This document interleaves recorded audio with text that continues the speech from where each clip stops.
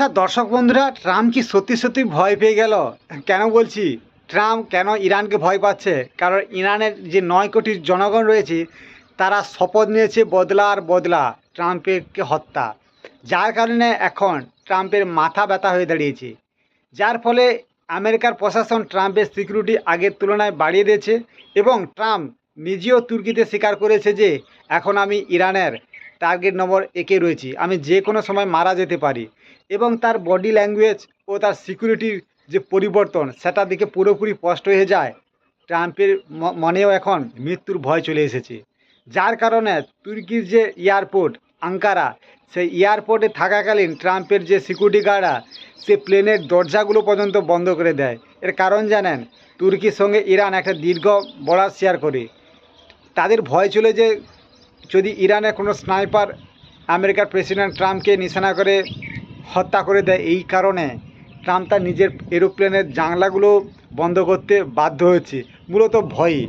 অন্যদিকে ট্রাম্প তার ইরানের যে নাম রিপাবলিক অফ ইরান, এ কথাটা তার সাংবাদিকদের বলতে গিয়ে এতটা আতঙ্কে রয়েছে ইরানের পর, বলে দিচ্ছে যে রিপাবলিক অফ জাপান, ইরানের নামটা নিতেও ভয় পাচ্ছে। অন্যদিকে ইরানের যে জনগণ তারা তো অল টাইম বলছে আর বদলা আর বদলা। যার কারণে আমেরিকার যে প্রেসিডেন্ট ট্রাম্প তুর্কি থেকে তার নিজের দেশে যাওয়ার সময় তিনি তার পুরনো প্লেনে যাতায়াত করে।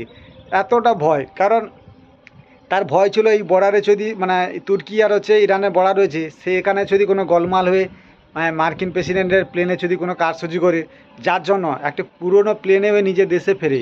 সে কেবল তার নিজের দেশে সরাসরি যায়নি, আবার সেখান থেকে তুর্কি থেকে ইংল্যান্ড, ইংল্যান্ড থেকে ওয়াশিংটন।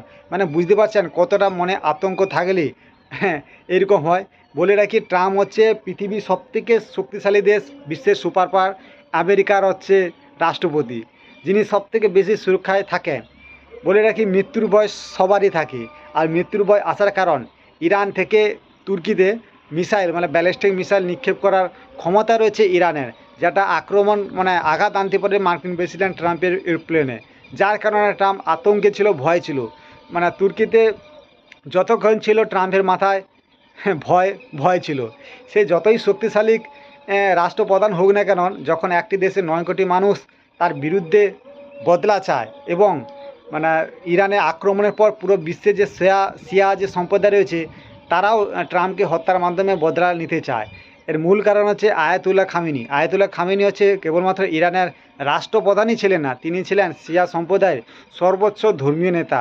যার কারণে ইরানের প্রতিটি মানুষ সহ বিশ্বের ছড়িয়ে ছিটিয়ে থাকা শিয়া সম্প্রদায়ের মানুষগুলো এখন ট্রাম্পকে হত্যা করতে চায়। যার কারণে ট্রাম্প উঠতে বুঝতে এখন মৃত্যুর ভয় পিছুই ছাড়ছে না।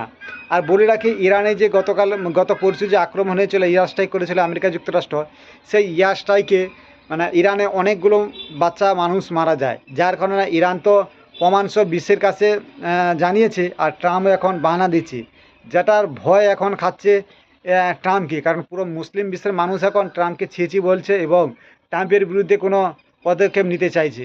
কেবলমাত্র ট্রাম্প আমেরিকার রাষ্ট্রপ্রধান হওয়ার জন্য তিনি বেঁচে যাচ্ছেন, কিন্তু এদিকে ইরানও ছাড়তে নারাজ, কারণ তারা তাদের আয়াতুল্লাহ খামেনি জানাজায় প্রতিজ্ঞাবদ্ধ হয়েছে যে এর বদলা তারা অবশ্যই নেবে।